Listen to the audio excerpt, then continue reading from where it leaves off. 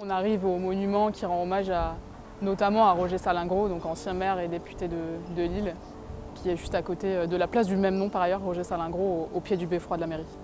Ils l'ont tué.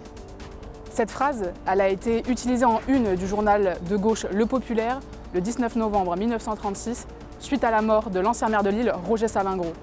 Par le pronom « il », le journal de gauche s'adresse ici explicitement à l'extrême droite, qu'elle accuse d'avoir participé au suicide de l'ancien maire de Lille en utilisant des méthodes absolument ignobles. Quelles étaient donc ces méthodes dans les années 30 de l'extrême droite et est-ce qu'elles existent toujours aujourd'hui malgré une politique de soi-disant dédiabolisation?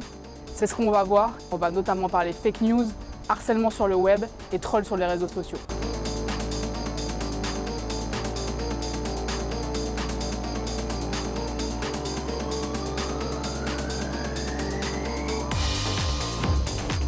En 1936, le Front populaire va arriver au pouvoir, va être élu avec le gouvernement de Léon Blum. Et c'est là que Roger Salingro arrive sur la scène nationale. Nous l'assurerons en amenant la classe ouvrière à comprendre que son pouvoir et son intérêt lui commandent d'entendre nos appels et de nous éviter d'avoir recours à des moyens contraints. Roger Salingro, il est né en 1890 dans un quartier lillois très ouvrier, typique du nord de la France, le quartier de Fives, toujours marqué d'ailleurs par ses anciennes industries, ses friches et ses maisons ouvrières. Très jeune, il va s'engager en politique. Dès 19 ans, il va s'engager à la SFIO socialiste et va finalement être assez rapidement reconnu pour son militantisme à gauche. Alors qu'il n'a que 24 ans, la Première Guerre mondiale éclate et il va être mobilisé. En 1915, il va être fait prisonnier, alors que son supérieur lui a donné l'autorisation d'aller chercher le cadavre d'un de ses amis sur le front. Il va être capturé par les Allemands.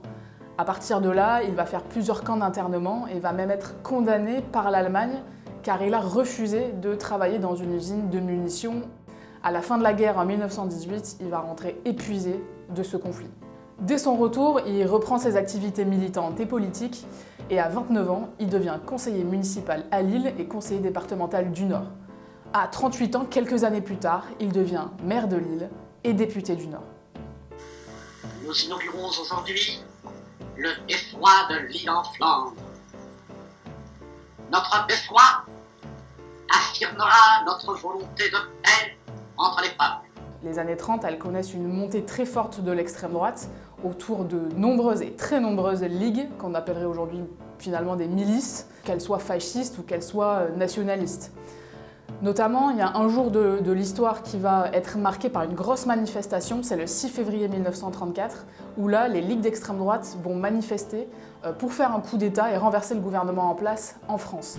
Rejoints par des militants d'extrême droite venus reconnaître les lieux, les manifestants commencent à harceler les forces de l'ordre. Plus personne ne semble dominer les événements. Quand soudain, c'est l'affolement général. La panique. Cette journée, finalement, elle va permettre quelque part de rassembler la gauche, avec d'un côté la SFIO, la section française de l'Internationale ouvrière des socialistes, le Parti communiste et les radicaux, autour de ce qu'on va appeler le Front populaire.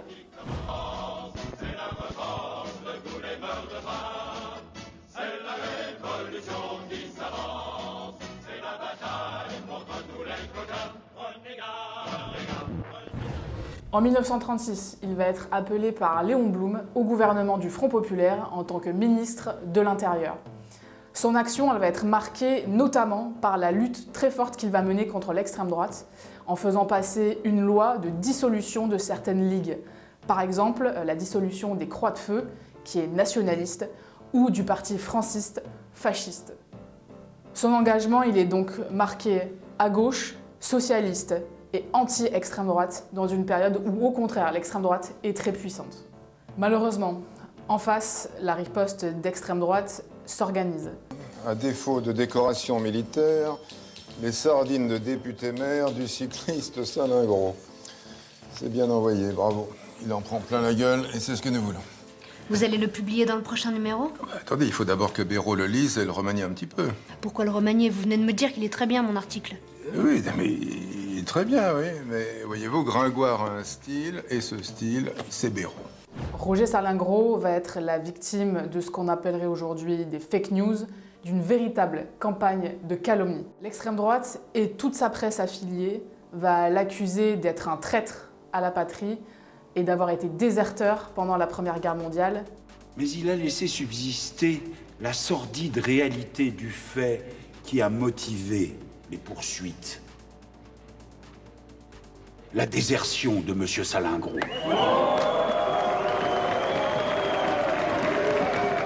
D'abord diffusée dans la presse d'extrême droite, la rumeur va rapidement se diffuser au sein de la population et au sein de tout le jeu politique en France.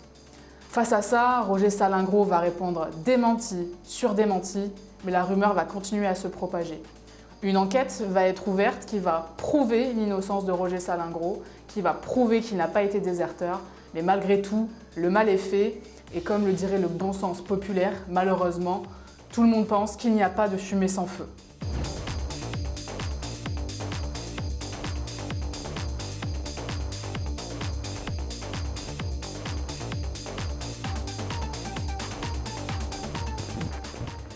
Ces méthodes, utilisées par l'extrême droite en 1936, c'est des méthodes qu'on retrouve aussi encore aujourd'hui, avec une presse d'extrême droite qui continue à diffuser des idées et de purs mensonges.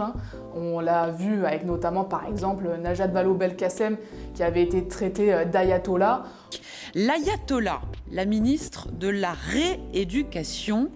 Ou c'est aussi de faire croire qu'une certaine frange de la gauche serait proche des islamistes ou des terroristes. C'est le fameux islamo-gauchisme qui a malheureusement été repris par une grande partie de la classe politique, mais qui vient à la base d'un mensonge de l'extrême droite. Qu'on appelle communément l'islamo-gauchisme, fait des ravages. Je pense que c'est un discours islamo-gauchiste. Moi, je pense que l'islamo-gauchisme gangrène la société. Pourquoi l'extrême droite fonctionne comme ça? Parce qu'en fait, c'est un moyen pour elle de discréditer le discours d'adversaires politiques, et notamment de la gauche, notamment des combattants du racisme, de l'antisémitisme et aujourd'hui également de l'islamophobie.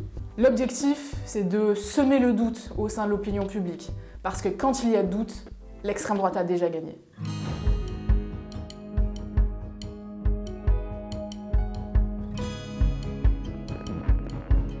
Mais en plus de ça, aujourd'hui, il existe un autre phénomène qui est beaucoup utilisé par l'extrême droite sur les réseaux sociaux. C'est le phénomène des trolls.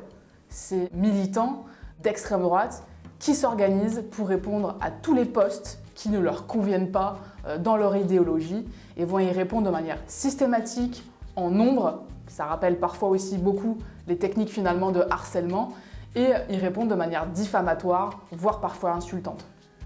Ces trolls d'extrême droite, ils ont toujours le même objectif qu'en 1936, décrédibiliser la parole de celui qui a fait la publication et le faire partir des réseaux sociaux pour qu'il puisse en dire le moins possible. En 1936, l'histoire a mal fini. Roger Salingro s'est suicidé, son corps sera retrouvé dans son appartement rue Carnot à Lille. Il laissera notamment des écrits disant qu'il ne supporte plus les accusations de l'extrême droite à son encontre et les rumeurs qui sont diffusées sur lui, malgré son innocence.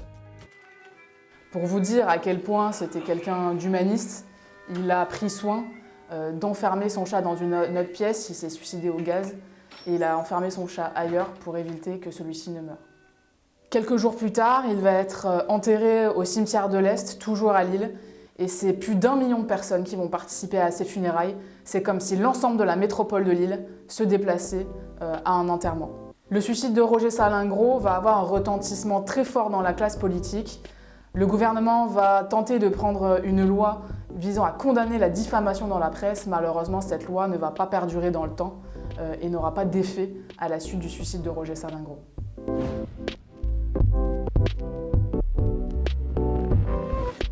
Les méthodes de l'extrême droite en 1930 et celles d'aujourd'hui, elles n'ont pas beaucoup changé. Finalement, que faire face à ça? Qu'on soit militant ou pas, on a plusieurs moyens d'action pour contrer les mensonges et ces campagnes de calomnie menées par l'extrême droite. Premièrement, c'est de ne rien laisser passer sur les réseaux sociaux ou ailleurs. C'est signaler chaque commentaire diffamant et mensonger à l'encontre d'une personnalité quelle qu'elle soit. Deuxièmement, c'est organiser et diffuser de manière massive la désintox sur les propos de l'extrême droite. C'est diffuser la vérité dès que l'on peut sur tous nos réseaux.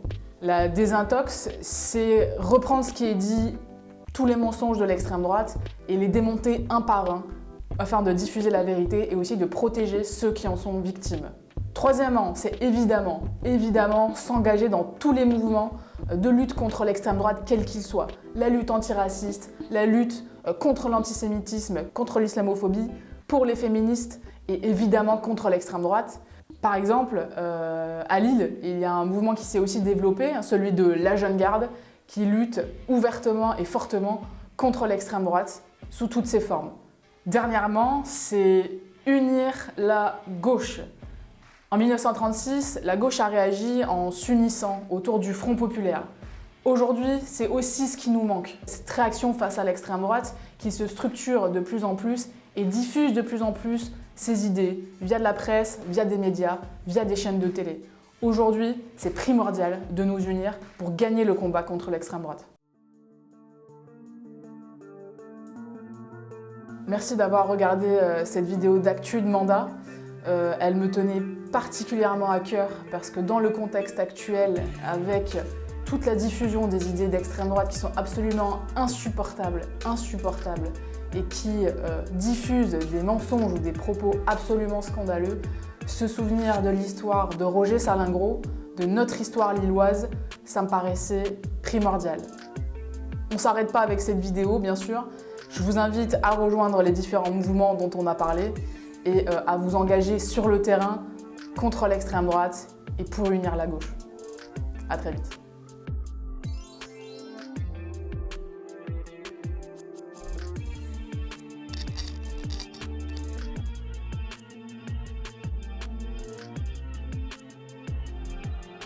Nous l'avons perdu, comme vous, votre Roger. Et cependant, nous sentons qu'il vous appartenait plus qu'à nous. Militants, députés, ministres, à toutes les grandes affaires de l'action socialiste et de la vie publique, il était resté votre Roger, le flamand, le lillois. Il était maire de Lille à 35 ans. Mais depuis combien d'années était-il mêlé à vos luttes, toujours au rang le plus exposé, le visage toujours découvert. Quand Roger Salingro fut élu à la mairie de Lille, on s'était dit, il est bien jeune. Mais sa preuve fut bientôt faite.